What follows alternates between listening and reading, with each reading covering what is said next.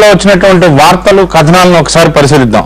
ఈనాడు అలా జారిపోతున్నామంటూ 10 ఏళ్ల కనిష్ట స్థాయికి పడిపోయిన జాతీయ వృద్ధి రేటుపై బ్యానర్ కథనాన్ని ఇచ్చారు.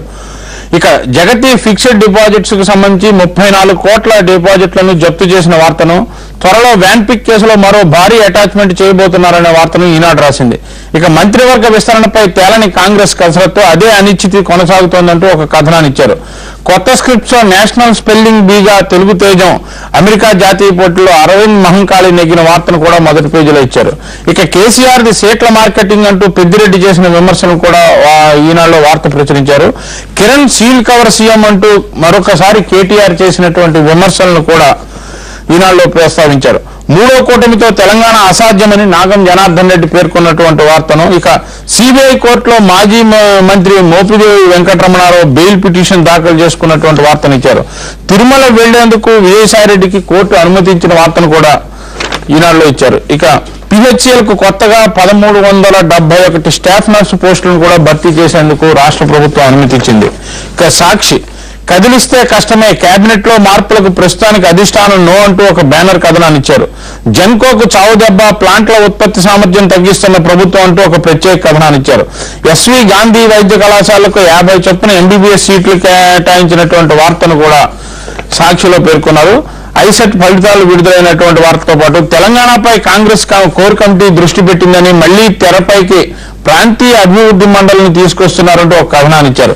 ఇక సెంటిమెంట్ తో గెలవడానికి 2 ఎంపీలు కాంగ్రెస్ ను వీడారా అంటూ బలరాం నాయక్ నిన్న ఢిల్లీలో బలరాం నాయక్ మీడియాతో మాట్లాడినటువంటి వార్తను సాక్షి ప్రధానంగా ఇచ్చింది. ఇక కాంగ్రెస్ ను వీడేదే లేదంటూ వరంగల్ ఎంపీ రాజయ్య స్పష్టం చేశారు. విదేశీ ఆవు జాతులను ప్రోత్సహించొద్దని ప్రభుత్వానికి స్వామీజీలు విజ్ఞప్తి చేశారు. నిన్న గోవధకు సంబంధించి మంత్రి దేవాదాయ శాఖ మంత్రి సి రామచంద్రయ్య సమక్షంలో జరిగినటువంటి సమావేశంలో భారీ ఎత్తున ప్రభుత్వం తీరు మీద విమర్శలు వచ్చాయి. దీనికి సంబంధించిన కథనం ఇది. ఇక వంట గ్యాస్ పై దొంగ దెబ్బ, నగదు బదిలీ మాటిన సిలిండర్ 25 రూపాయల సబ్సిడీకి సర్కారు మంగళం పాడిందంటూ ఒక వార్తనిచ్చారు. బాబు అలవాట్లను ఇతరులకు ఆపాదిస్తున్నారంటూ ఆయనకు మతి భ్రమించిందంటూ జూపూడి ప్రభాకర్ ఆరోపణ చేశారు. నక్సల్స్ ఏరివేతకు ఉమ్మడి చర్యలు తీసుకుంటామని కేంద్ర హోంమంత్రి షిండే వ్యాఖ్యానించారు. అదే సందర్భంలో గ్రహాండ్స్ రాష్ట్ర స్థాయిలో కూడా బలపరుచుకోవాల్సిన అవసరం ఉందంటూ ఆయన వ్యాఖ్యలు చేశారు. రాష్ట్రంలో వెనుకబడ్డ 220 మండలాల్లో అభివృద్ధికి చర్యలు తీసుకోవాలని రాష్ట్రానికి ప్రణాళికా సంఘం సూచించినట్లుగా కూడా మరొక కథనం. ఇక ఆంధ్రజ్యోతి మంత్రి గారి విస్తరణపై తర్వాత చూద్దామంటూ మేడం వ్యాఖ్యానించినట్లుగా ఒక బ్యానర్ కథనాన్ని ఇచ్చారు. విలీనానికి 3 షరతులు ఒప్పుకుంటే టీఆర్ఎస్ ను టీడీపీలో కలిపేస్తామంటూ హరీష్ రావు ఆఫర్ ఇచ్చారు టీడీపీకి. పూణేలో మగ్గుతున్న తెలుగు అమ్మాయిల చీకటి పరదాలు అంటూ ఒక ప్రత్యేక కథనాన్ని ఇచ్చారు. మళ్లీ పెట్రోల్ ధరల పెంపు, డీజిల్ పై 61 పైసలు, పెట్రోల్ పై 99 పైసలు భారం వేయగా నాన్ సబ్సిడీ గ్యాస్ పై 45 రూపాయలు తగ్గించాలని కేంద్రం నిర్ణయించినట్లుగా ఒక వార్తనిచ్చారు. నమస్తే తెలంగాణ, కాంగ్రెస్ తెలంగాణ ఇవ్వదని అందుకే కథన రంగంలోకి దూకుతున్నామంటూ కేకే చెప్పిన వార్తనిచ్చారు. బీజేపీతోనే తెలంగాణ సాధ్యమంటూ నాగం జనార్దన్ రెడ్డి పేర్కొన్నారు. ఇక నేటి నుంచి నగదు బదిలీ షురు, అనుసంధానం కాని బ్యాంకుల ఖాతాలు అంటూ ఒక ప్రత్యేక కథనాన్ని ఇచ్చారు. ముంబై క్రైమ్ బ్రాంచ్ చీఫ్ గా సిఐడి జేడీ లక్ష్మీనారాయణ నియమితులైనట్లుగా కూడా ఒక వార్తనిచ్చారు. నామినేటెడ్ ఎమ్మెల్సీల పేర్లు సిద్ధమంటూ నమస్తే తెలంగాణలో కథనాన్ని ఇచ్చారు. ఇక సూర్య కాంగ్రెస్ లో రెడ్డి వర్సెస్ కమ్మ అంటూ సుబ్రహ్మరెడ్డి పురంధేశ్వర్లపై ఒక కథనాన్ని ఇచ్చారు. సోనియాతో ఎలాంటి విభేదాలు లేవంటూ ప్రధాని స్పష్టం చేసినట్లుగా జపాన్ పర్యటన ముగించుకు వచ్చిన తర్వాత ఢిల్లీకి వచ్చిన తర్వాత ప్రధాని మీడియాతో మాట్లాడిన సందర్భంలో చేసినటువంటి వ్యాఖ్యలను ఒక కథనంగా ఇచ్చారు.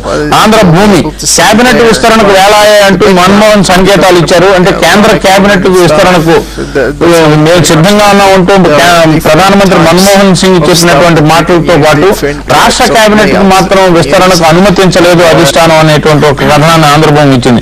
నక్సల్స్ పై విముఖ దాడికి సిద్ధమవుతున్నారని ఒక కథనాన్ని ఇచ్చారు. ఆంధ్రప్రభ కార్పొరేట్లతో కొరివి, మధుపర్లకు ఫ్రైడే అంటూ, అంటే కార్పొరేట్లో ఎక్కడైతే ఉన్నారో మధుపర్లో ఫ్రైడే అంటూ భారీగా పతనమైనటువంటి స్టాక్ మార్కెట్ల మీద ఒక ప్రత్యేక కథనాన్ని ఆంధ్రప్రభ ఇచ్చింది. రాష్ట్ర జనాభా 7 కోట్లే, కేంద్ర నిధుల కోసం అధికంగా చూపిన వైనమంటూ ప్రభ వార్త రాసింది. ప్రజాశక్తి విశాఖలో మ్యాన్హోల్లో పడి 3 మృతి చెందిన వార్తనిచ్చారు. ధర్మాన సబితలపై ప్రభుత్వం మెతక వైఖరి అనుసరిస్తోంది అనేటువంటి ఒక వార్తతో పాటు చర్చకు దారితీస్తున్న సిబిఐ ఉపేక్ష అంటూ ఒక కథనాన్ని ప్రచురించారు. విశాలాంధ్ర స్థానిక ఎన్నికల్లో వామపక్ష ఐక్యతను ప్రాధాన్యత ఇవ్వాలని సిపిఐ రాష్ట్ర కమిటీ నిర్ణయించింది. ఈ నెల 6 నుంచి చంద్ర రాజేశ్వరరావు శత జయంతి ఉత్సవాలను ప్రారంభించేందుకు సిపిఐ భారీగా ఏర్పాట్లు చేస్తోంది. కృష్ణపత్రిక లోకేష్ ఈయన్ని జూనియర్ అవుట్ అంటూ పార్టీలో ఆకర్షణగా నిలుస్తున్న చినబాబు అంటూ ఒక ప్రత్యేక కథనాన్ని ఇచ్చారు. బాధతోనే కాంగ్రెస్ విడుతున్నానంటూ కేకే స్పష్టం చేశారు. డెక్కన్ క్రానికల్ బీసీసీఐ నుంచి 2 రాజీనామా చేయగా మరో 5 ఉపాధ్యక్షులు ఇవాళ రాజీనామా చేయనున్నారని రాశారు. డిఆర్డీఓ చీఫ్ గా అవినాష్ చంద్ర నియమితులైనట్లుగా ఒక ప్రత్యేక వార్త ఇచ్చారు. హిందూ ఎంపీ వివేక్ నిర్ణయంతో 7 దశాబ్దాలుగా వెంకటస్వామి కుటుంబానికి కాంగ్రెస్ తో ఉన్న సంబంధాలు కట్టయిపోయాయంటూ ఒక ప్రత్యేక కథనాన్ని ఇచ్చారు.